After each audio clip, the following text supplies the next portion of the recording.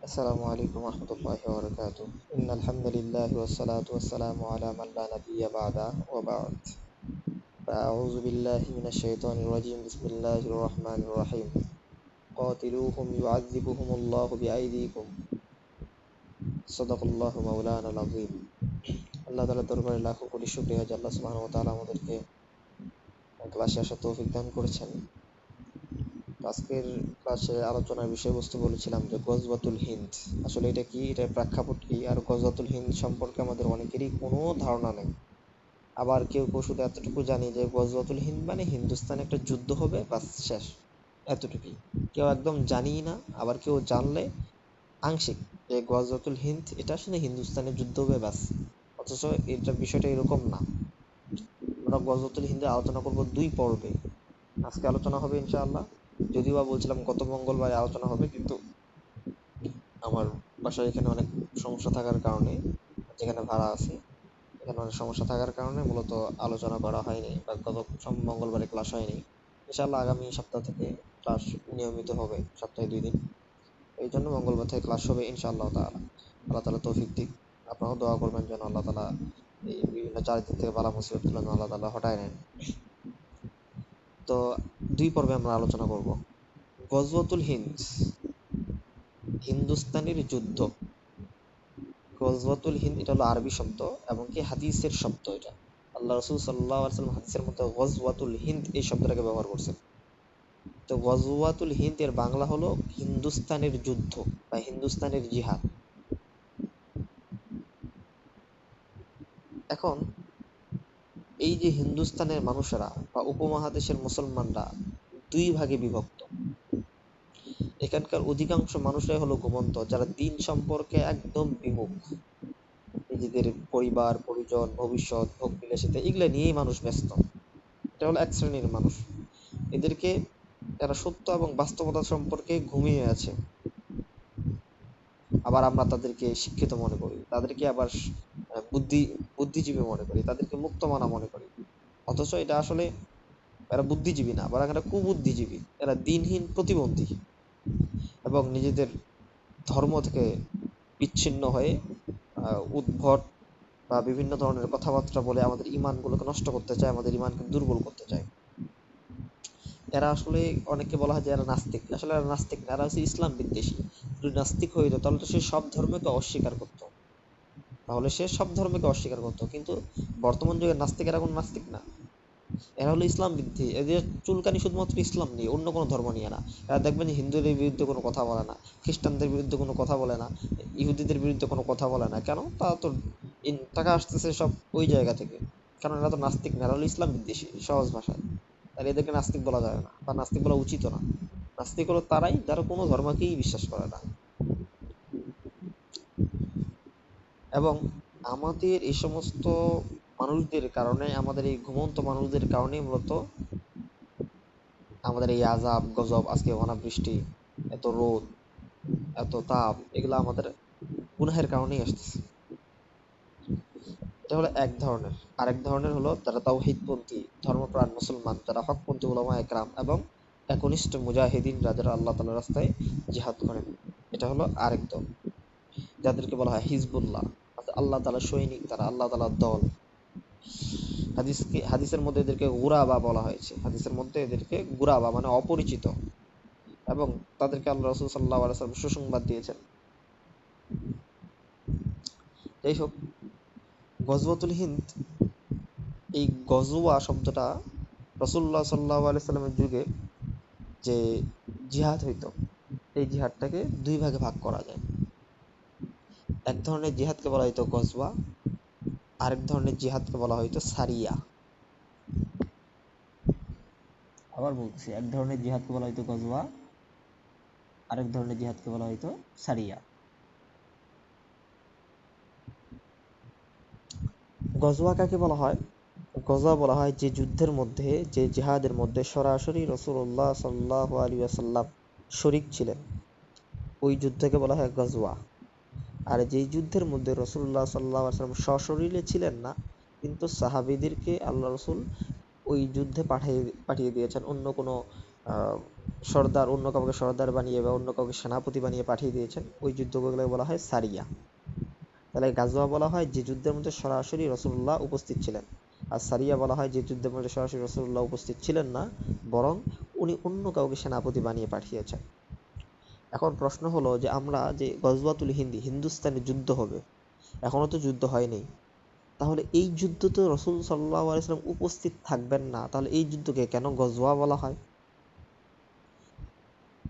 তো এর উত্তর হলো, এই গজওয়াতুল হিন্দের মর্যাদা, এই গজওয়াতুল হিন্দের মাকাম এত উঁচু যে এই গজওয়াতুল হিন্দের মধ্যে যদি কেউ মানে শরিক হয়, কেউ যদি গজওয়াতুল হিন্দ অর্থাৎ হিন্দুস্তানের যুদ্ধের মধ্যে শরিক হয়, সে যেন রাসূলুল্লাহ সাল্লাল্লাহু আলাইহি ওয়াসাল্লামের সাথে জিহাদের ময়দানে শরিক হইল। এত ফজিলত। এই জন্য রাসূলুল্লাহ সাল্লাল্লাহু আলাইহি ওয়াসাল্লাম এই যুদ্ধটার নামকরণই করছে গজওয়াতুল হিন্দ। এছাড়া আরো অনেক কারণ হতে পারে। যাই হোক, আমরা এই গজওয়াতুল হিন্দ সম্পর্কে কয়েকটা হাদিস দেখি। এক হাদিসের মধ্যে হযরত সাওবান রাদিয়াল্লাহু তাআলা আনহু থেকে হাদিসটা বর্ণিত। আবু হুরায়রা উনি বলতেছেন যে আমি আবু হুরায়রা রাদিয়াল্লাহু তাআলা আনহুকে বলতে শুনেছি যে রাসূলুল্লাহ সাল্লাল্লাহু আলাইহি সাল্লাম হিন্দুস্তানের কথা উল্লেখ করেছেন। রাসূলুল্লাহ সাল্লাল্লাহু আলাইহি সাল্লাম হিন্দুস্তানের কথা উল্লেখ করেছেন। হিন্দুস্তান কোন এলাকা এটা আমি পরে বলতেছি। রাসূলুল্লাহ সাল্লাল্লাহু আলাইহি সাল্লাম হিন্দুস্তানের কথা উল্লেখ করেছেন এবং বলেছেন যে আমাদের অবশ্যই একটি দল, আমাদের মধ্যে থেকে অবশ্যই একটা দল হিন্দুস্তানে যুদ্ধ করবে। আল্লাহ তাআলা সেই দলের যোদ্ধাদেরকে সফলতা দান করবেন। আর ওই যোদ্ধারা রাজাদের শিকল দিয়ে টেনে আনবে, রাজাদেরকে শিকল দিয়ে বেড়ি দিয়ে বেঁধে টেনে টেনে নিয়ে আসবে, এবং আল্লাহ তাআলা সেই যোদ্ধাদেরকে ক্ষমা করে দিবেন। ওই যুদ্ধের বরকতে আল্লাহ তাআলা ক্ষমা করে দিবেন এবং সে মুসলমানরা ফিরে আসবে হযরত ঈসা আলাইহিস সালামকে শাম দেশে, যেটা বর্তমান হল সিরিয়া, সিরিয়ার মধ্যে পাবে। মুসলমানরা যখন ওই রাজাদেরকে বন্দি করে নিয়ে বেড়ি পড়ায়া শিকল বেঁধে যখন তাদেরকে ফিরে নিয়ে আসবে সিরিয়ার মধ্যে, ওই জায়গায় শাম, মানে রাসূলুল্লাহ সাল্লাল্লাহু আলাইহি ওয়াসাল্লামের জামানায় শাম দেশ, এখন হলো সিরিয়া, এই সিরিয়ার মধ্যে হযরত ঈসা আলাইহিস সালামের সাক্ষাৎ পাবেন। এটা হলো এক হাদিস। এখন গজওয়াতুল হিন্দ, হিন্দুস্তান কোনটাকে বলা হয়? হিন্দুস্তান হলো অখণ্ড ভারত উপমহাদেশ, অখণ্ড ভারত, অর্থাৎ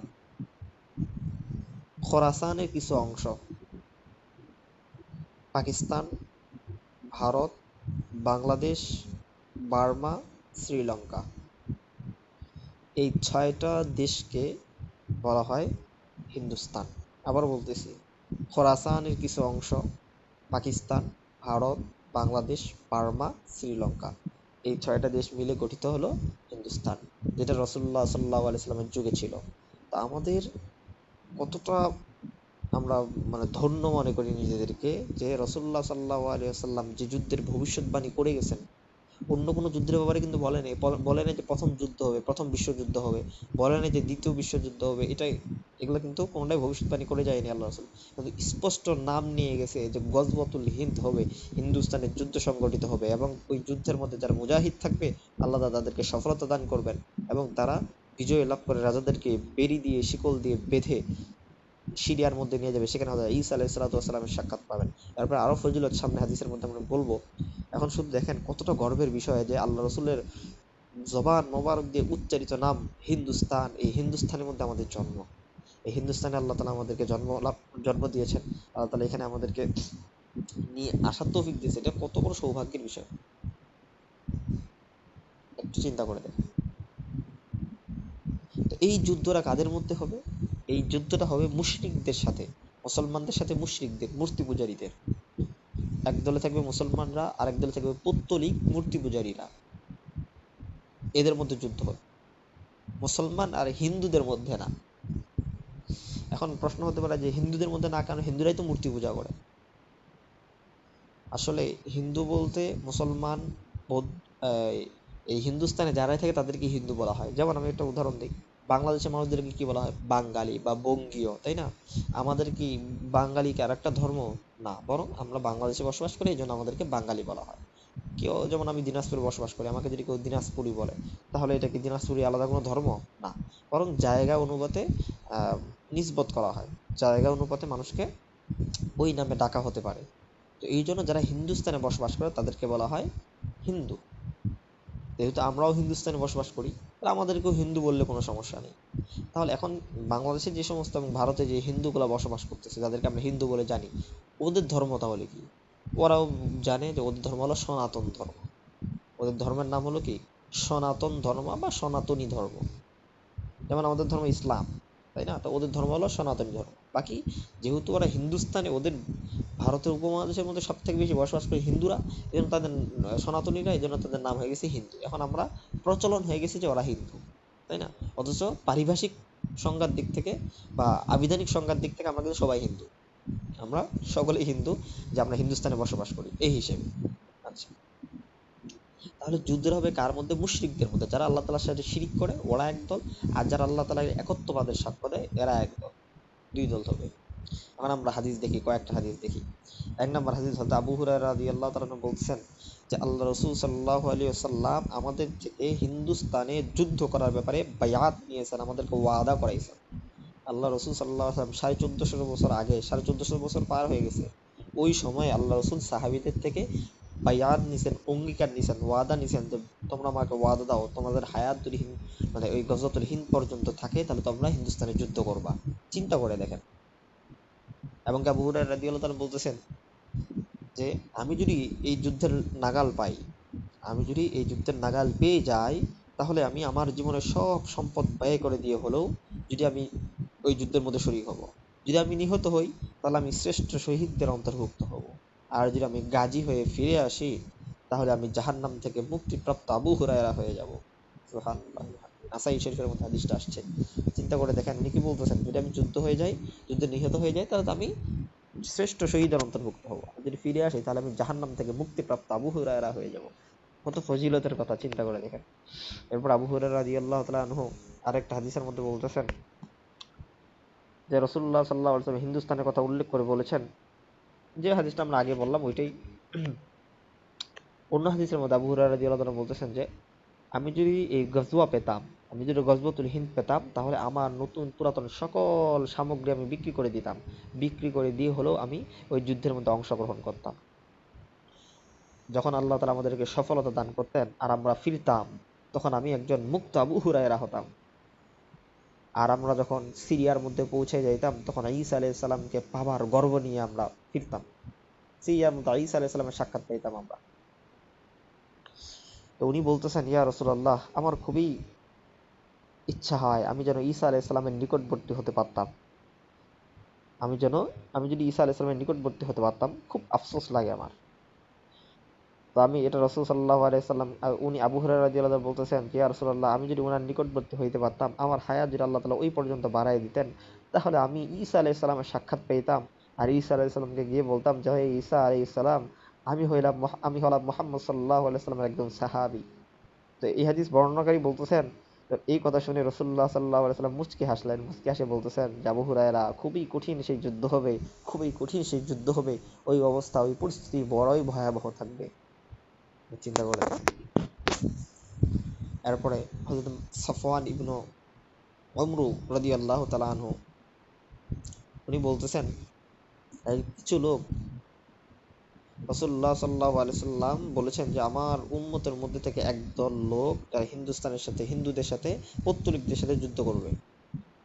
আল্লাহ তাআলা তাদেরকে সফলতা দান করবেন এবং তারা রাজাদেরকে শিকলবস্ত অবস্থায় পাবে এবং সেই যোদ্ধারা সাক্ষাৎ লাভ করবে ঈসা আলাইহিস সালামের সাথে, যখন তারা সিরিয়ায় ফিরে যাবে।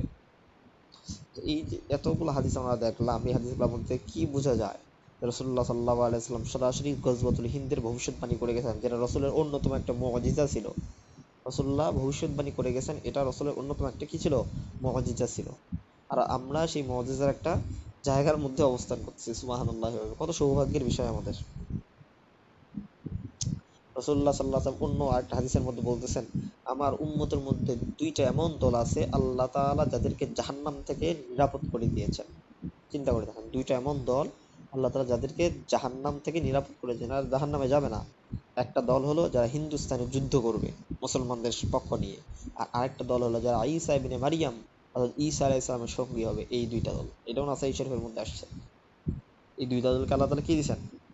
জাহান্নাম থেকে নিরাপদ করে দিয়েছেন। এখন প্রশ্ন হলো গজওয়াতুল হিন্দ কখন হবে? এই গজওয়াতুল হিন্দ বা হিন্দুস্তানের যুদ্ধ, যেটাকে অনেকে তৃতীয় বিশ্বযুদ্ধও বলে। এই গজওয়াতুল হিন্দ একটা সুনির্দিষ্ট এবং সুনির্ধারিত বিষয়, যেটা হবেই, কিন্তু কবে হবে এটার ব্যাপারে চূড়ান্ত কোনো আলামত নেই বা চূড়ান্ত কোনো তারিখ নেই। অনেকে বলে 2025 সালে, 2030 সালে, 2040 সালে, এই সালে, এই সালে, এতগুলো এগুলা সব ভাওতাবাজি কথাবার্তা। কোনো সাল নির্দিষ্ট করা নেই। হ্যাঁ, তবে যে আলামতগুলোর কথা বলছি, এই আলামতগুলা পাওয়া গেলেই আমরা বুঝে ফেলবো যে শীঘ্রই হবে। আমরা এখন দেখি হাদিসের মধ্যে আলামতগুলো কি বলছে।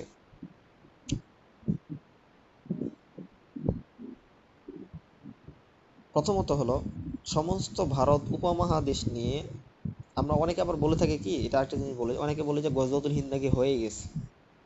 অনেকে বলে থাকে গজওয়াতুল হিন্দ হয়ে গেছে, অথচ গজওয়াতুল হিন্দ এখনো হয়নি। অনেকে বলে যে সুলতান মাহমুদ গজনবী উনি যখন ভারত অভিযান চালান তখন নাকি গজওয়াতুল হিন্দ হয়ে গেছে, ওইটাই নাকি গজওয়াতুল হিন্দ।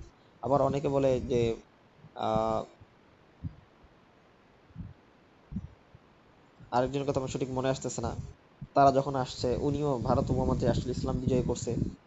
তো সবাই ভাবছে যে এটাই মনে হয় গজওয়াতুল হিন্দ। আসলে ওগুলো গজওয়াতুল হিন্দ না, কারণ গজওয়াতুল হিন্দ হবে পুরা বিশ্বের মধ্যে ছড়ায় যাবে, পুরা বিশ্বের সমস্ত মানুষেরা এটার মধ্যে শরিক থাকবে। দুই দল হবে, কেউ বাঁচতে পারবে না, সবাই দুই দলের যে কোনো এক দলে যাইতেই হবে, বাধ্যতামূলক।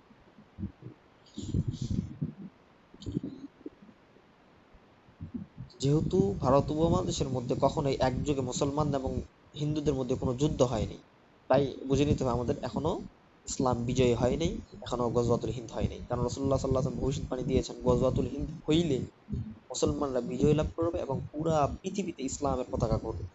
রাসূলুল্লাহ সাল্লাল্লাহু আলাইহি ওয়াসাল্লাম প্রতিশ্রুতি দিয়েছেন যে দুনিয়ার প্রত্যেকটা কাঁচা পাকা ঘরে ইসলাম পৌঁছে যাবে গজওয়াতুল হিন্দের মাধ্যমে। হিন্দুস্তানে যখন যুদ্ধ হবে মুসলমানরা বিজয় লাভ করবে এবং প্রত্যেকটা কাঁচা পাকা ঘরের মধ্যে ইসলামের বাণী, কোরআনের বাণী পৌঁছে যাবে।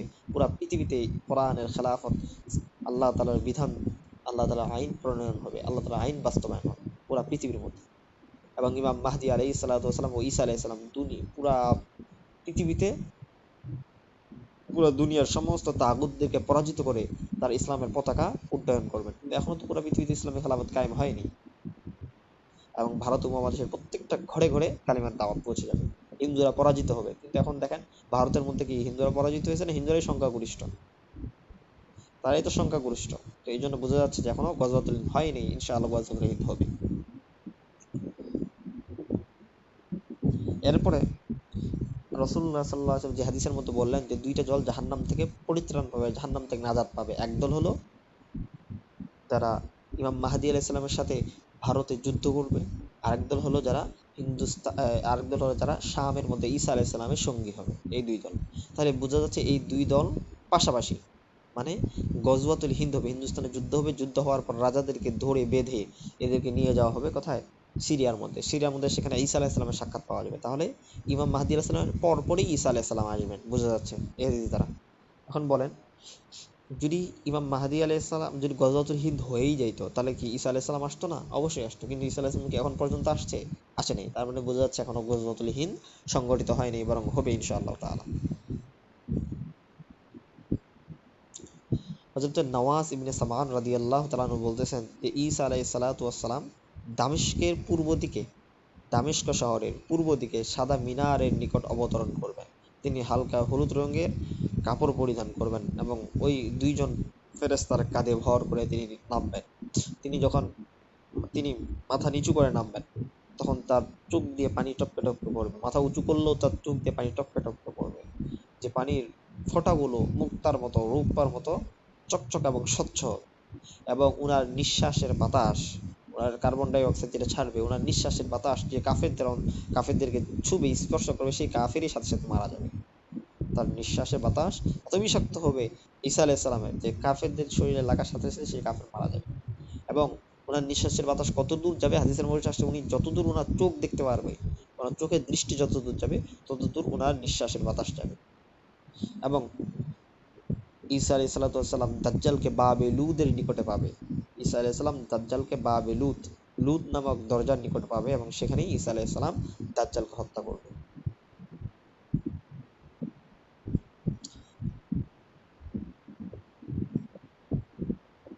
এখন এই যুদ্ধটা কি শুধুমাত্র বাংলাদেশ, ভারত, পাকিস্তান এদের মধ্যেই হবে নাকি পুরো বিশ্বে হবে? এটা হলো একটা কথা।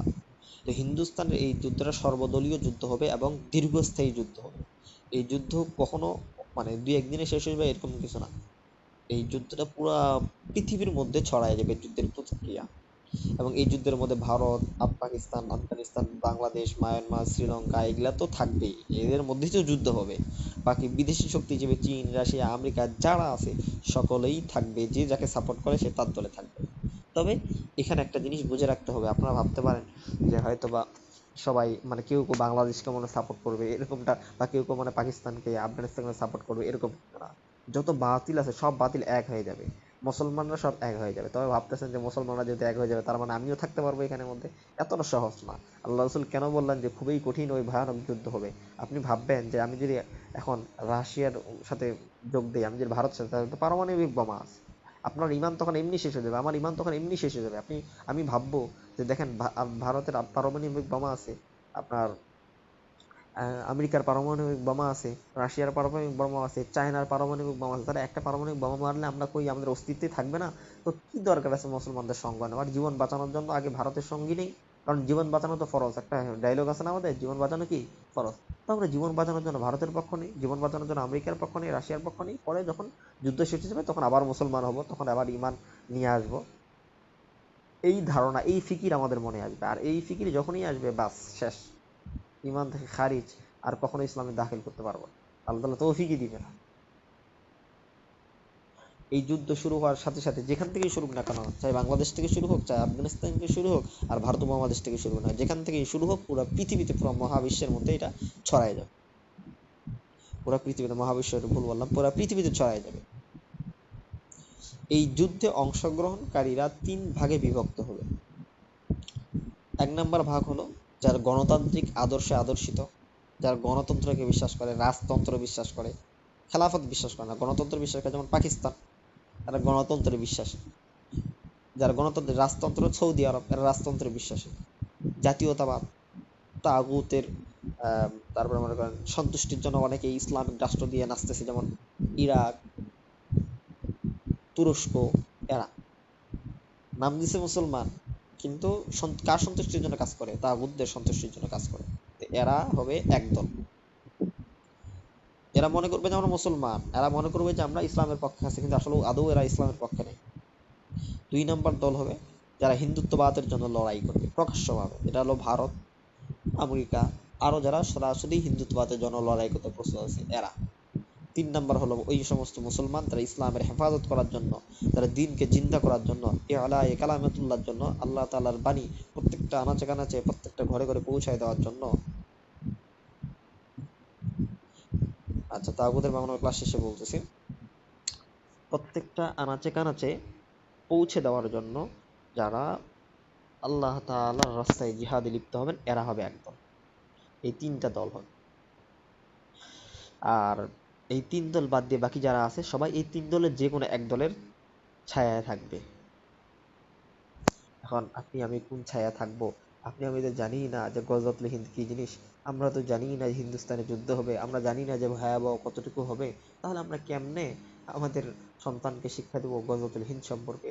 আমরা কিভাবে নিজের সন্তানকে শিক্ষা দিব যে ইমাম মাহাদি আলাইহিস সালামকে কেমনে শিক্ষা দিব, ঈসা আলাইহিস সালাম কবে আসবেন, কেমনে শিক্ষা দিব যে কিভাবে যুদ্ধ করতে হবে? এগুলো তো আমরা বলতেই পারি না। এখন কথা হলো যে হিন্দুস্তানের যুদ্ধ হবে কেন, কারণ কি, যুদ্ধটা কেন হবে? তো যুদ্ধ হওয়ার অনেক কারণ থাকতে পারে, আমি সম্ভাব্য কয়েকটা কারণ বলতেছি যে গজওয়াতুল হিন্দ কেন সংগঠিত হবে, সম্ভাব্য কয়েকটা কারণ বলতেছি। প্রথম কারণ হলো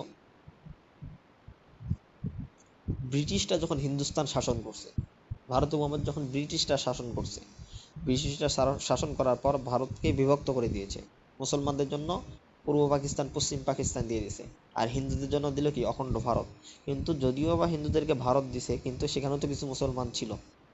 আবার পূর্ব পাকিস্তান, পশ্চিম পাকিস্তানকে ইসলামিক রাষ্ট্র হিসেবে দিয়ে দেওয়া হয়েছে, কিন্তু যতই ইসলামিক রাষ্ট্র হিসেবে দেওয়া হোক না কেন, এই পূর্ব পাকিস্তান এবং পশ্চিম পাকিস্তান, তো যেটা আলোচনা করতেছিলাম যে কেন মানে গজওয়াতুল হিন্দ কেন হবে, এটা সম্ভাব্য কারণ কি যেটা বলতেছিলাম যে যখন ভারত উপমহাদেশের মধ্যে, ভারতের মধ্যে সংখ্যাগরিষ্ঠ হিন্দুরা থাকলো আর পাকিস্তানের মধ্যে সংখ্যাগরিষ্ঠ মুসলমানরা থাকলো, বুঝিয়েন, যখন ব্রিটিশরা আসার পরে ব্রিটিশকে তাড়ায় দেওয়া হইলো, এরপরে দুইটা ভাগ হয়ে গেল, হিন্দুরা আর মুসলমানরা। মুসলমানদের জন্য পূর্ব পাকিস্তান, পশ্চিম পাকিস্তান, হিন্দুদের জন্য ভারত। কিন্তু ভারতের মধ্যেও কিছু মুসলমান ছিল, আবার পাকিস্তানের মধ্যেও কিছু হিন্দু ছিল। এখন কথা বুঝিয়া, ভারতের মধ্যে যখন কিছু মুসলমান থেকেই গেল, আধিপত্যটা এবং সংখ্যাগরিষ্ঠ থাকলো হলো হিন্দুরা। তো হিন্দুরা চাচ্ছে যে পুরা মুসলমানদেরকে হিন্দুস্তান থেকে বের করে দিয়ে পুরা হিন্দুয়ানি শাসন কায়েম করার জন্য ভারতের মধ্যে। তো ব্রিটিশদেরকে তাড়াই দেওয়ার পর থেকে নিয়ে এখন পর্যন্ত কিন্তু নির্মূল করতে পারেনি মুসলমানদেরকে ভারতের মধ্যে।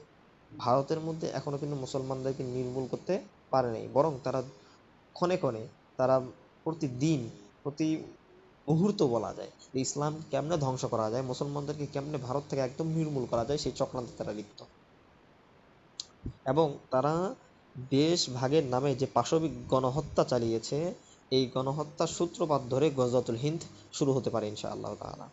তারা মনে করেন যে ধর্মীয় দাঙ্গা, নতুনভাবে হিন্দু রাষ্ট্র কায়েম করার তাদের যে চেষ্টা, এবং ইসলামের প্রতি যে চরম বিদ্বেষ, এবং যে এই যে কতগুলো দাঙ্গা হইলো ভারতের মধ্যে, যারা ভিডিওগুলো দেখছেন তারা অবশ্যই বুঝতে পারবেন। এবং কি কিছুদিন আগে যারা দেখছেন যে বাবরি মসজিদকে শহীদ করা হয়েছে, বাবরি মসজিদ ভেঙে সেখানে রাম মন্দির নির্মাণ করা হয়েছে, এটা কি মুসলমান হয়ে আমি একজন মুসলমান হয়ে আমার অন্তরে কি জ্বালা হয় না? বাবরি মসজিদের মতো একটা ঐতিহাসিক একটা মসজিদ, এই মসজিদকে ভেঙে সেখানে যে একদম ভেঙে ওটা রেখে দিছে, অন্য কিছু করেন এরকমটা বানান, সেখানে রাম মন্দির নির্মাণ করে সেখানে পূজা করা হচ্ছে। রাম মন্দির নির্মাণ করে সেখানে পূজা করা হচ্ছে। আপনি একবার চিন্তা করে দেখেন, আমাদের মুসলমানদের শরীরে মানে রক্ত মনে হয় পানি হয়ে গেছে। আমাদের মনে কি ব্যথা লাগে না এটা? তো এগুলা সব যখন জমতে জমতে জমতে জমতে এককালে আর যখন সহ্য করতে পারবো না, তখন এই গজওয়াতুল হিন্দের সূত্রপাত হবে ইনশাআল্লাহ তাআলা। এরপরে আরো কয়েকটা কারণ বলি।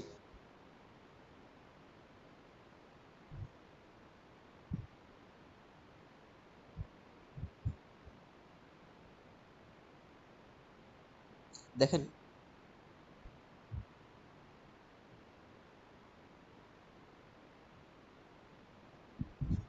গজওয়াতুল হিন্দ যে খুব শীঘ্রই হবে এবং এর সূত্রপাত কি ধরে হবে, এটা কিন্তু মোটামুটি আমাদের কাছে স্পষ্ট। কারণ উপমহাদেশের হিন্দুরা অখণ্ড হিন্দু রাজ্য গঠন করতে তারা দৃঢ় প্রতিজ্ঞা করছে।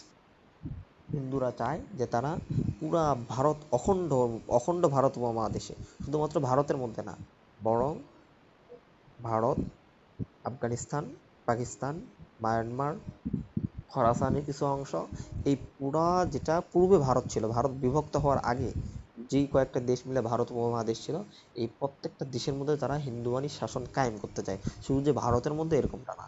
এবং তাদের প্ল্যান অনুযায়ী আগায় গেছে।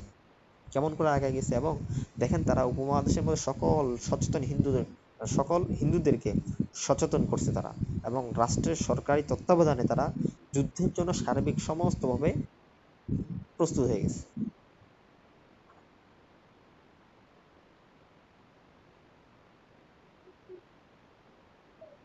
একটু চিন্তা করে দেখেন, আজ থেকে মনে করেন ১,৫০০ বছর আগে রাসূলুল্লাহ সাল্লাল্লাহু আলাইহি সাল্লাম বলেছেন যে শেষ দিকে হিন্দুস্তানের মধ্যে মুশরিকদের সাথে, পৌত্তলিকদের সাথে মুসলমানদের গজওয়াতুল হিন্দ হবে, এই সুসংবাদ দিয়ে গেছেন। এবং কি মুসলমানদের বিজয় হবে এটাও দিয়ে গেছেন। হিন্দুত্ববাদের বিনাশ হবে, ইসলাম প্রতিষ্ঠা হবে, এবং পুরো ভারত উপমহাদেশের মধ্যে যে শিরকের আধার মিটিয়ে দিয়ে আলোকোজ্জ্বল এক অধ্যায় দেখা দেবে। তো মূর্তি এবং প্রতিমার মূর্তি এবং প্রতিমার পরিবর্তে এক আল্লাহ তাআলা ইবাদত ঘটবে। কাশী, বৃন্দাবনের নাম, যাদেরকে এই যে দেখেন রাম মন্দির নির্মাণ করছে, তাদের কাশী যেখানে পূজা করে, বৃন্দাবনে যেখানে পূজা করে, এই সমস্ত কোনো কিছুই থাকবে না। শুধুমাত্র আল্লাহ তাআলার ঘর কাবামুখী মানুষের জনতার ঢল লাগবে। গঙ্গার জলে পবিত্র হয়ে মানুষকে অশ্লীলতার ছাপ থেকে, গুনাহের ছাপ থেকে মুক্ত করতে যায়, তখন দেখা যাবে এটা না, বরং তখন জমজমের পানি দিয়ে নিজেকে উজু করে নিজেকে পবিত্র মনে করবে মানুষেরা। এমন একটা সময় আসবে, এবং এই সুসংবাদ রাসূলুল্লাহ সাল্লাল্লাহু আলাইহি ওয়াসাল্লাম আজকে ১৫০০ বছর পূর্বে দিয়ে গেছেন। এবং ওই শহীদদেরকে বলা হবে সর্বোত্তম শহীদ। তো হাদিসের যে সুসংবাদ, আমরা মুসলমানরাই বিজয় লাভ করব, ইসলামেরই বিজয় হবে, এবং মালাউন ওই হিন্দুদের তারা চিরতরে নিঃশেষ হয়ে যাবে। এই জন্য আমরা এই যুদ্ধের ফজিলতের কারণে আমরা প্রস্তুতি গ্রহণ করতে পারি, নিজেদের মনে হিম্মত আনতে পারি, আমরা হুঙ্কার দিতে পারি, এবং স্বপ্ন দেখতে পারি যে অখণ্ড ইসলাম, অখণ্ড ভারত ইনশাআল্লাহ আমাদের আয়ত্তে চলে আসবে। মাশরিক থেকে মাগরিব, পূর্ব থেকে পশ্চিম পর্যন্ত পুরা বিশ্বের মধ্যে ইসলামের খেলাফতের কায়েম হবে, ইসলামের কালিমার পতাকা উড্ডীন হয়ে যাবে। এই স্বপ্ন আমরা নিজেদের ভিতরে রাখতে পারি। কিন্তু একবার চিন্তা করে দেখেন, আমরা মুসলমানরা যুদ্ধ জিহাদে বিশ্বাস করতে ভয় পাই, হিন্দুদের বিরুদ্ধে কথা বলতে আমরা ভয় পাই, মনে হয় যে শরীর থেকে মনে হয় জীবন বের হয়ে গেল। তারা শুধু ভবিষ্যৎ হাজার বছর আগের এক হাদিসের উপর ভরসা করে।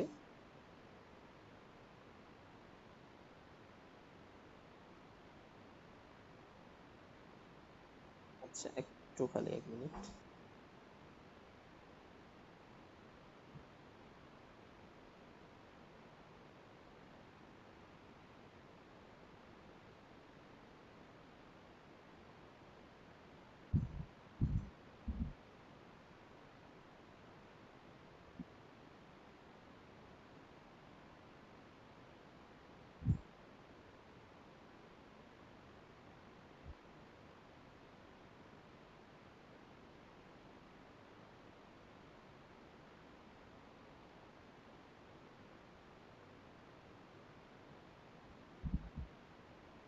আচ্ছা, তো যেটা বলতেছিলাম যে আমরা এখন হিন্দুদের বিরুদ্ধে কথা বলতেই ভয় পাই, এবং অল্প কিছু সংখ্যক মুসলমান যারা জিহাদের বিরুদ্ধে, যারা জিহাদের পক্ষে কথা বলে, হিন্দুদের বিপক্ষে কথা বলে, আমরা মনে করি যে এরা মনে হয় কোন জগৎ থেকে আসছে, এই জামানায় ফির আবার হিন্দুদের বিরুদ্ধে কথা বলতেছে, এই জামানায় জিহাদের কথা বলতেছে। এই জামানায় কি জিহাদ হবে?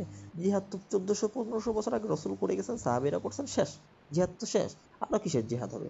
অথচ রাসূলুল্লাহ সাল্লাল্লাহু আলাইহি ওয়াসাল্লাম হাদিসের মধ্যে বললেন, আল জিহাদু মাদিন ইলা ইয়াউমিল কিয়ামা। এই জিহাদ এমন একটা ইবাদত যেটা কিয়ামত পর্যন্ত জারি থাকবে। কিয়ামত পর্যন্ত যেমন নামাজ জারি আছে, থাকবে, কিয়ামত পর্যন্ত যেমন রোজা আছে থাকবে, কিয়ামত পর্যন্ত যেমন হজ আছে থাকবে, কিয়ামত পর্যন্ত যেমন অন্যান্য সকল ইবাদতগুলো আছে। এই জিহাদটা আমার সময়ে বিলুপ্ত হয়ে যায়নি, এই জিহাদ আমার সাহাবাদের সময়ে বিলুপ্ত হয়ে যায়নি, বরং মাদিন ইলা ইয়াউমিল কিয়ামা, এটা কিয়ামত পর্যন্ত অবশিষ্ট থাকবে। এটা এমন একটা জিহাদ। আল্লাহ রাসূল সাল্লাল্লাহু আলাইহি ওয়াসাল্লাম অন্য এক হাদিসের মধ্যে বলতেছেন, আমার উম্মতের মধ্যে সর্বদা একদল যারা সত্যের পথে একনিষ্ঠ থাকবে, যারা সবসময় সত্যের পথে থাকবে, তাদেরকে কেউ কখনো পরাজিত করতে পারবে না, যদি আল্লাহ তাআলা না চায়। যদি আল্লাহ না চায়, তাহলে তাদেরকে কেউ কখনো পরাজিত করতে পারবে না। যদি আল্লাহ চায়, তাহলে কেউ পরাজিত করতে পারবে না। আল্লাহ যখন চাইবে তাদেরকে পরাজয় করতে, তারা পরাজয় বরণ করবে। তবে আল্লাহ তাআলা চাইবে যেন তারা পরাজয় না হয়। তো যাই হোক, যেটা বলতেছিলাম, আমরা এখন কথা বলতেই ভয় পাই। যদি কেউ জিহাদ নিয়ে কোনো কথাবার্তা বলে, তাহলে মনে করে এটা সন্ত্রাসী, মনে করে যে এটা জঙ্গি ইত্যাদি বলে ট্যাগ লাগায় দেয়। অথচ যারা এই কথাগুলো বলে, এরা দেখবেন নামধারী মুসলমানরা, যাদের ব্রেন ওয়াশ করে দেওয়া হয়েছে, এদের ব্রেইনে কুফরি মিশ্রিত এবং পৌত্তলিকদের চিন্তার বিষয়গুলো ঢুকাই দেওয়া হয়েছে, পৌত্তলিকদের বিষয়গুলো ঢুকাই দেওয়া হয়েছে। তাহলে এরা, এদের মাথার মধ্যে দেখবেন যে গোবর। ওরা আবার হিন্দুদের বিরুদ্ধে কি কথা বলবে? গোবর তো ওদের পবিত্র জিনিস হিন্দুদের, তাই না? হিন্দুদের গরুর পেশাব এগুলো পবিত্র জিনিস, তো তোদের মাথায় যদি গোবর থাকে, ওরা কি হিন্দুদের বিরুদ্ধে কথা ভাববে? তাদের ব্রেন তো ওয়াশ করে ফেলা হয়েছে। তাহলে গজওয়াতুল হিন্দের বাস্তবতা এবং মালাউন হিন্দুদের চেহারা, আসল চেহারা কেমনে বুঝবে তারা, এবং মুসলমানদেরকে কেমনে উৎসাহ প্রদান করবে? এবং দেখবেন কিছু মডারেট আলেম যারা পশ্চিমাদের দ্বারা প্রভাবিত, এই কিছু মডারেট আলেম যারা, দাঁড়ান একটু, তো দেখবেন কিছু মডারেট আলেম যারা গজওয়াতুল হিন্দ অনেকে বিশ্বাসই করে না, অনেকে আবার এই সম্পর্কে কথা বলতেই চায় না, তারা শুধু আলোচনা করবে জান্নাত এবং জাহান্নাম নিয়ে। জান্নাত জাহান্নাম নিয়ে আলোচনা করাটা খারাপ কিছু না তো, কিন্তু জান্নাত জাহান্নামের আলোচনা যেগুলো মানুষ জন্মর পর থেকে নিয়ে শুনতেছে, মানুষ আর কি শোনার বাকি আছে? জান্নাতের নাজ নিয়ামতের কথা আর কি শোনার বাকি আছে? আমাকে এই জিনিসটা বোঝান। কবরের আযাবের কথা আর কি শোনার বাকি আছে মানুষকে? কিন্তু এই মডারেট আলেমরা কখনো এটা বুঝবে না, কারণ তারা তো প্রভাবিত ওই হিন্দুদের দ্বারা, তারা প্রভাবিত আমেরিকার দ্বারা। তারা দিন ইসলামটাকে নতুনভাবে কাস্টমাইজ করতে চায়, অথচ ইসলাম কাস্টমাইজ করার কোনো সুযোগ নেই। তারা চায় যে ইসলামটাকে আমরা একটু সহজ করি। এখন আপনারা বলেন যে ইসলাম তো সহজ ধর্ম, ইসলাম তো আম, মনে করেন খুবই সহজ। ইসলাম কোনো সহজ ধর্মও না, আবার ইসলাম কঠিন ধর্মও না, ইসলাম হলো মাঝামাঝি, মুতাওয়াসিত, যেটা না সহজ না কঠিন। কোনো একদম যারা দুর্বল মুসলমান তাদের জন্য কঠিন না, আবার যারা একদম আপনার কঠোরতা অবলম্বন করে তাদের মতো কঠিন না, তাদের থেকেও সহজ। বেশি কঠিনও না, বেশি সহজ না, ইসলামটা হলো এরকম ধর্ম। আর মডারেটরা ইসলামটাকে কাস্টমাইজ করে বলতেছে যেমন আমি কয়েকটা উদাহরণ দিই যারা কি কি কাস্টমাইজ করতে পারে, এরা কত বড় ভয়াবহ ফেতনা। দেখবেন মডারেট আলেম চিনার সহজ পদ্ধতি হলো এরা কখনোই গজবা নিয়ে কথা বলবে না, গজবাতুল হিন্দ নিয়ে কথা বলবে না, এরা কখনোই দাজ্জাল নিয়ে আলোচনা করবে না, ইমাম মাহদী আলাইহিস সালাম আসে হিন্দুস্তান বিজয় করবে এই নিয়ে কথাবার্তা বলবে না, এরা কখনো বলবে না যে ভারতের হিন্দুদেরকে কেমনে পরাজয় করা যায়, আমেরিকার যারা খ্রিস্টান আছে তাদেরকে কেমনে পরাজয় করা যায়, ইসরায়েলের যারা ইহুদিরা আছে এদেরকে কেমনে বিনষ্ট করা যায়, এদের বিরুদ্ধে কেমনে সোচ্চার হওয়া যায়, এই সমস্ত কোনো একটা কথাও বলবে না। অথচ তাদের যে ফ্যান ফলোয়ারগুলো আছে ওরা যদি একটা কথা বলতে ফ্যান ফলোয়াররাও যদি ঝাঁপিয়ে পড়তো তাহলে দেখতেন এতদিন শেষ হয়ে যেত, এতদিন বাংলাদেশ ইসলামী খেলাফত কায়েম হয়ে যেত। বাংলাদেশের যতগুলো ইসলামিক সেলিব্রিটি আছে এরা যদি একবার কথা বলতো, এরা যদি একবার বলতো যে আমরা তাগুতকে হটাইয়া দিয়া আল্লাহ তাআলার সাথে যারা শিরিক করে তাদেরকে নষ্ট করে দিয়ে আমরা এই বাংলাদেশের মধ্যে ইসলামিক খেলাফত কায়েম করবো, তাহলে এতদিন কায়েম হয়ে যেত। এই ইসলামিক এই মডারেট আলিমরা দেখবেন যে কোনোদিনও বলবে না কথা, আর আমরা তাদেরকে বড় বড় শায়েক বানায় বসায় রাখছি, তাদের এক ধরনের পূজা করতেছি।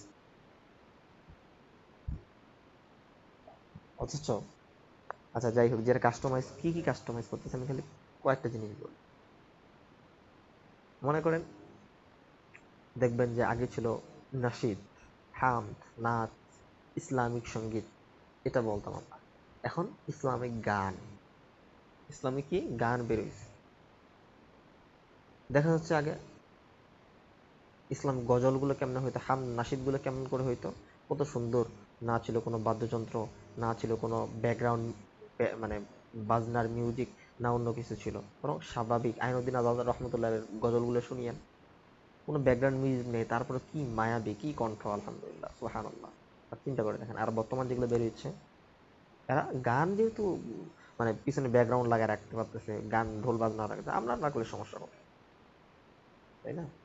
এবং এগুলোর পক্ষে সাফাইও কাটছে। অথচ গান বাজনা ইত্যাদি ঢোল তবলা এগুলা মানুষের অন্তর ওহান সৃষ্টি করে, মানুষের অন্তরে মোহর মেরে দেওয়া হয়, আর আমরা এটাকে সহজভাবে নিচ্ছি। তারপর আর কি কাস্টমাইজ করলো একটু দেখেন।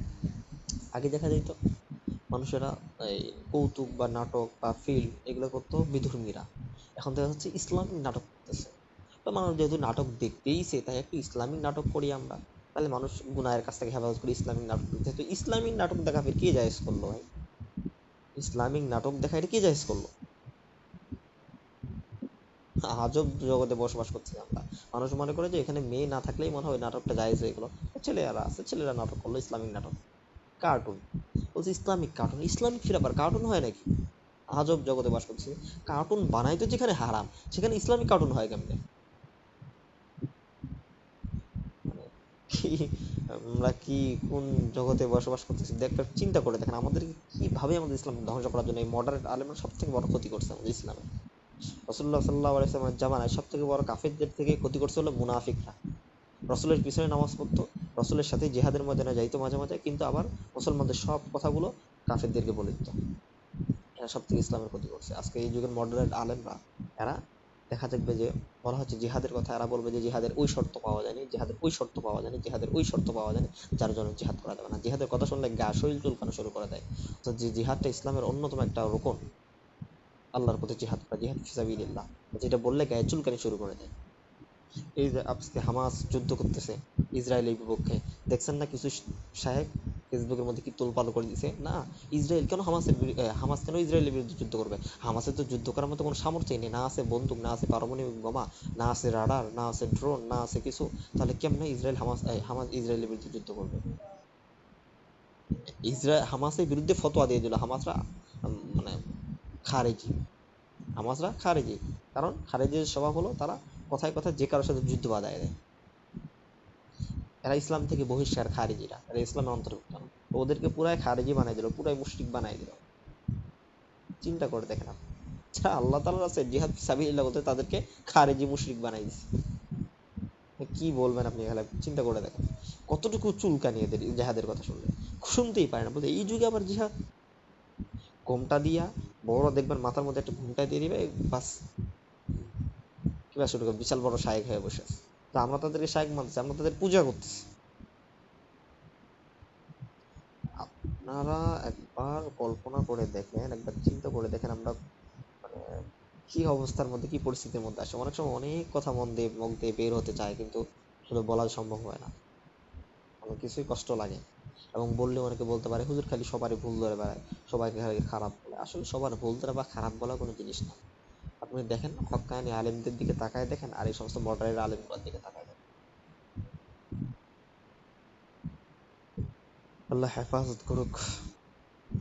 আজকে আমরা গজওয়াতুল হিন্দের জন্য কি প্রস্তুতি গ্রহণ করছি। গজওয়াতুল হিন্দের জন্য, হিন্দুস্তানে যে যুদ্ধ হবে, এই যুদ্ধ তো আর বেশি দিন বাকি নাই। এই যুদ্ধের জন্য আমি কি করতেছি আর হিন্দুরা কি করতেছে একটু দেখেন তো।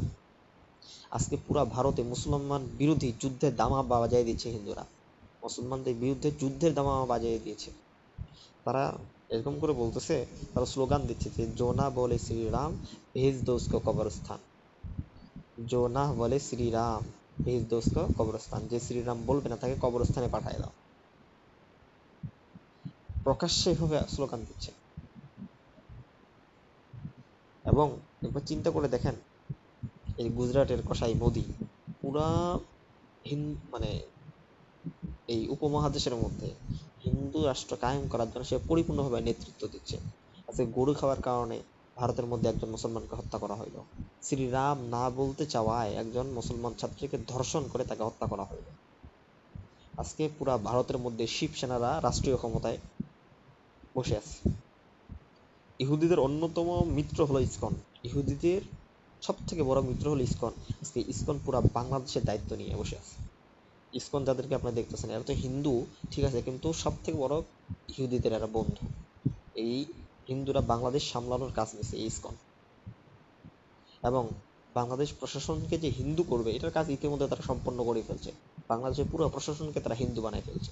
আপনি বলতেছেন যে আমার ভাই, আমার চাচা পুলিশ আছে, আমি তাদেরকে, তারা তো আর্মিতে, আমি তাদেরকে মুসলমান, তারা তো আমার মুসলমান, কিন্তু ভাই ওদের নামটা শুধু মুসলমান, মোহাম্মদ, মানে আমার নাম হলো মোহাম্মদ রাহাত ইসলাম, শুধু শুরুতে মোহাম্মদ আছে, শেষে ইসলামটা আছে, বাস।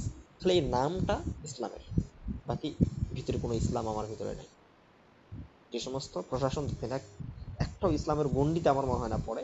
তা আল্লাহ ইল্লা মাশাআল্লাহ হয়তো দুই একজন মুসলমান থাকতে পারে যারা প্রকৃতপক্ষে মুসলমান, কিন্তু তারা প্রকৃতভাবে যে প্রশাসনকে হাতে করে নিয়েছে এটার মধ্যে কোনো সন্দেহ নেই। আপনি দেখেন, আপনি যে ডিসি এসপি বড় বড় পর্যায়ে যারা বসে আছে কারা, হিন্দুরা। আপনি দেখেন বড় বড় ডাক্তার, সদর হাসপাতাল সহকারে নিয়ে শুরু করে বড় বড় কেন্দ্রীয় পর্যায়ে কারা আছে, হিন্দুরা আছে। সব জায়গায় আপনি হিন্দুরা, মুসলমানদের সংখ্যা নাই। আজকে দেখেন ভারতে ভগবত সৈনিকদের মাহফিল হচ্ছে, বাংলাদেশে ভগবত সৈনিকদের মাহফিল হচ্ছে। দিনাজপুরের মধ্যে যে এই মন্দিরটার নাম কান্তজির মন্দির, দিনাজপুরে আমাদের কান্তজির মন্দিরের মধ্যে 6,000 মেয়েকে দিয়ে মহিলাকে গীতা পাঠ করা হলো, এবং ওই জায়গায় একজন মুসলমানকে পিটাইয়া হত্যা করার চেষ্টা করলো, কিন্তু পুলিশ প্রশাসন এবং মুসলমানরা ছিল যার কারণে হত্যা করতে পারেনি। একটা চিন্তা করে দেখেন এই জায়গা এতটা উগ্র। আবার কয়েকদিন আগে, কালকে না পরশুদিন শুনলাম যে একজনকে নাকি মারিয়ে ফেলছে দিনাজপুরে হিন্দুদের। তারপরে ফরিদপুরের ঘটনা তো আপনারা জানেনই। তো ভারতের বক্তারা, ভারতের যারা হিন্দু বক্তারা আছে, হিন্দু বক্তারা তারা হিন্দু রাজ্যের বাণী শোনাচ্ছে, জয় শ্রীরামের স্লোগান দিয়ে বেড়াচ্ছে, এবং পুরো আকাশ বাতাস মুখরিত করে তুলছে। অথচ আপনি আমি নারায় তাকবীরের স্লোগান দিলে আপনাকে আমাকে জেলে নিয়ে যাওয়া হচ্ছে কেন? জয় শ্রীরামের স্লোগান দিলে তখন কি হয়? কোনো সমস্যা নেই, কিন্তু আপনি আমি নারায় তাকবীরের স্লোগান দিলে চলে যায়, তাহলে কি রাষ্ট্রটা এখনো মুসলমানের আছে? আপনি কি এখনো বলেন যে এটা 98% মুসলমানের দেশ? আমি তো মনে করি যারা বলে 98% মুসলমান, এদের মতো বোকা মনে হয় দুনিয়াতে নেই। কিসের 98% মুসলমান? 98% সংখ্যাগরিষ্ঠ মুসলমান থাকে, যেমন ভারতের সংখ্যাগরিষ্ঠ হিন্দু। সংখ্যাগরিষ্ঠ হিন্দু থাকা অবস্থায় মুসলমানরা মাথা চাড়া দিতে পারছে, পারে না কিন্তু। তো বাংলাদেশে যদি সংখ্যাগরিষ্ঠ মুসলমান থাকে তাহলে হিন্দুরা মাথা চাড়া দেয় কেন? আপনি যাই বলেন না কেন, পুরো বাংলাদেশ এখন অঘোষিত হিন্দু রাষ্ট্র। খালি ঘোষণাটা করা বাকি আছে যেটা হিন্দু রাষ্ট্র, বাকি ভিতরে ভিতরে সব হয়ে গেছে যেটা হিন্দু রাষ্ট্র।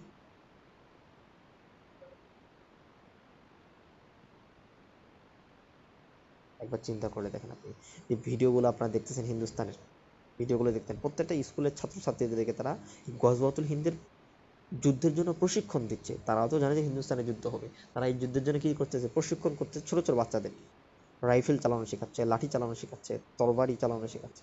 একটা ভিডিওতে দেখা যাচ্ছে এক হিন্দু গুরু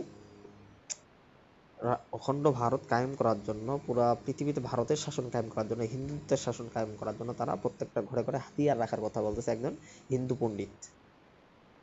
সকল হিন্দুরা দেখলেন আপনার একটা ভিডিওর মধ্যে যে কি শ্মশান পূজা করতেছে, অস্ত্র তুলে তুলে শ্মশান পূজা করতেছে। অথচ আমরা কুরবানির দিন যে ছুরি নিয়ে গরু জবাই করবো, আমাদেরকে আসে বলা হয় যে ছুরি খাপের মধ্যে নিয়ে যাবেন, ছুরি বস্তার মধ্যে পেঁচায় নিয়ে যাবেন, না হলে দেখলে মানুষ আতঙ্কিত হবে, এটা দেখলে মানে সন্ত্রাসী বোঝা যাবে, এরকম এত কিছু। অথচ পূজা করতেছে উঁচায়। আমরা কুরবানির মতো একটা ইবাদত ছুরি নিয়ে যা করতে পারবো না। চিন্তা করে দেখেন কোন দেশের মধ্যে আপনি বসবাস করতেছেন। একটা ছোট বাচ্চা, ছোট শিশুকে জিজ্ঞাসা করা হলো যে তুমি এই অস্ত্র চালানো কেন শিখতেছো, হিন্দু ছোট বাচ্চাকে তুমি অস্ত্র চালানো কেন শিখতেছো? বলছে মুসলমানদেরকে আমি প্রতিহত করবো, মুসলমানদেরকে হত্যা করবো। বলছে এই মুসলমান কারা? ওকে জিজ্ঞাসা করছে বাচ্চাটাকে। বলছে মুসলমান হলো তারা যারা গরু খায়, এই গরু খাওয়া সন্ত্রাসীদেরকে আমি মারে ফেলবো। এবার চিন্তা করে দেখেন ওই ছোট বাচ্চাটা কি বোঝে, তাকে তার দেমাগের মধ্যে, তার ব্রেনের মধ্যে এই জিনিস ঢুকাই দেওয়া হয়েছে। অর্থাৎ আপনি আপনার 5 বছর 6 বছরের সন্তানটাকে কি বলছেন যে বাবা গজওয়াতুল হিন্দ হবে, তুমি গজওয়াতুল হিন্দের জন্য এখন থেকে প্রস্তুতি গ্রহণ করো, তুমি ফি সাবিলিল্লাহ আল্লাহর রাস্তায় জিহাদ করার জন্য এখন থেকে প্রস্তুতি গ্রহণ করো, তোমাকে আমি ওইভাবেই তৈরি করে উঠাবো। আপনি আপনার বাচ্চাটাকে কয়বার বলছেন এই কথা? আপনি তো বলতে ভয় পাইছেন, আমি তো বলতে ভয় পাইছি, কারণ আমার 5 বছর সন্তানকে আমি যদি যুদ্ধের বিষয় ঢুকাই দিই তাহলে সে উগ্র হবে, সে সন্ত্রাসী হবে, সে জঙ্গি হবে। আমি এটা ভাবছি। অথচ এটা কখনো ভাবি নাই যে তারা আল্লাহর রাস্তায় জিহাদ ফিসাবিলিল্লাহ, তারা মুজাহিদ হবে, সে আল্লাহর রাস্তার সৈনিক হবে, সে আমি মুজাহিদের মা হতে পারবো, আমি মুজাহিদের স্ত্রী হতে পারবো, আমি মুজাহিদের বোন হতে পারবো, আমি মুজাহিদের মেয়ে হতে পারবো। এই কথাটা কখনো কল্পনা করে দেয়? অথচ তারা ঠিকই প্রশিক্ষণ দিচ্ছে। আপনি একটু দেখেন, অখণ্ড বাংলাদেশকে যে অখণ্ড হিন্দু রাষ্ট্র রাজ্য কায়েম করার জন্য ভারত সরকার বাংলাদেশের সরকারকে বসাইছেই হলো হিন্দু রাষ্ট্র কায়েম করার জন্য, এবং সেনাবাহিনীকে পুরোপুরি ভারত হাতে করে নিয়েছে। আপনারা সাংবাদিক ইলিয়াস হোসেনের একটা ভিডিও দেখছিলেন যে বাংলাদেশটা অখণ্ড হিন্দু রাজ্য, এটা নিয়ে অনেকে দেখছেন ভিডিওটা, অনেকে দেখেন নাই। তো যাই হোক না কেন, এটাতে অনেক কিছু ইনফরমেশন দেওয়া হয়েছে এই ভিডিওগুলোর মধ্যে। তো যাই হোক, অত তো কথা বাড়াবো না, শুধু এতটুকু বলি। পর্বটা আমরা আরো অনেক দীর্ঘ আলোচনা আছে তো, যেটা আমরা মঙ্গলবার আলোচনা করব। শুধু এতটুকু বলে রাখি, আপনারা একটু চিন্তা করে দেখেন তারা কি প্রস্তুতি নিচ্ছে, আমরা কি প্রস্তুতি নিচ্ছি। তারা গজওয়াতুল হিন্দের জন্য কত দূর আগে গেছে, আমরা কত দূর আগে গেছি। একটু খালি এটা মাথার মধ্যে নিয়ে তাহলে বুঝতে পারবেন যে আমরা তাদের মধ্যে পার্থক্যটা কোন জায়গায়। তারা কেন এত দূর আগে যাচ্ছে আর আমরা কেন পারতেছি না? এখনো কি আমরা ঘুমাই থাকবো?